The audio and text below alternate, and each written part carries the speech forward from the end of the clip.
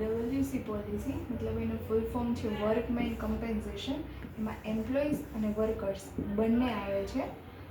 Like example લઈએ તો એક ઇલેક્ટ્રિકલ કોન્ટ્રાક્ટર છે કે જેને એમના એમ્પ્લોઈઝ માટે WC પોલિસી લેવી છે, વર્કમેન કમ્પેન્સેશન.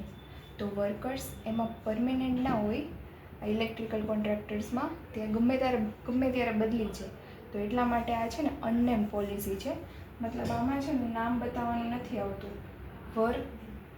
જેટલા વર્કર્સ વર્ક કરે છે ને એટલા બતાવવા કમ્પલસરી છે. મતલબ એનું કાઉન્ટિંગ કમ્પલસરી છે. એનું નામ ને એવું બતાવવું કમ્પલસરી નથી. પણ જ્યારે એનું કોટેશન કાઢવામાં આવે છે ને ત્યારે એના નામ, ડેટ ઓફ બર્થ, ડેઝિગ્નેશન અને જોઈનિંગ ડેટ એ બતાવવું કમ્પલસરી છે. અને કેટલા એમ્પ્લોઈઝ વર્ક કરે છે ને એનું કાઉન્ટિંગ. વર્કર્સ માલિકના ટ્રસ્ટ બેઝ પર આવે છે.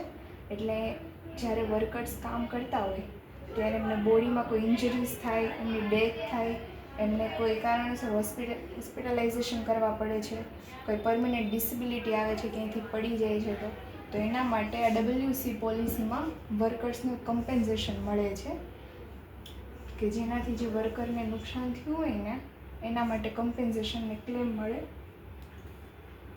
ડેથ થાય ઇન કેસ તો એના માટેનો ક્લેમ લેબર કોર્ટમાં પાસ થાય. વર્કરની ઇન્કમ અકોર્ડિંગ કાઉન્ટિંગ કરીને કમ્પેન્સેશન મળે. આમાં ડાયરેક્ટ કમ્પેન્સેશન એવી રીતે ના મળે. અને આમાં કવર ત્યારે જ મળે જ્યારે વર્કર ઓફિસ અવરમાં કામ કરતા હોય. જો એમને ઘરે કંઈક થાય તો આમાં કવર મળતું નથી. મતલબ ઓફિસ અવરમાં એ લોકો ઇન્ડોર કે આઉટડોર ગમે તે કામ કરતા હોય એમાં એમને મળે. મતલબ ઓફિસમાં કંઈક કામ કરતા હોય અને એમને કોઈ ઇલેક્ટ્રિક શોર્ટ લાગે છે કે એમની ડેથ થાય છે કે એમને કંઈ પણ થાય તો ક્લેમ મળે ઓફિસ અવર્સમાં. અને આઉટડોર્સમાં મતલબ ઓફિસના કામથી એ લોકો બહાર ગયા છે અને એક્સિડન્ટ થાય છે તો એમાં એમને ક્લેમ મળે છે. અને ક્લેમ ટાઈમ પર આ બે ડોક્યુમેન્ટ્સ હોવા કમ્પલસરી છે, સેલેરી સ્લીપ ને એટેન્ડન્સ શીટ.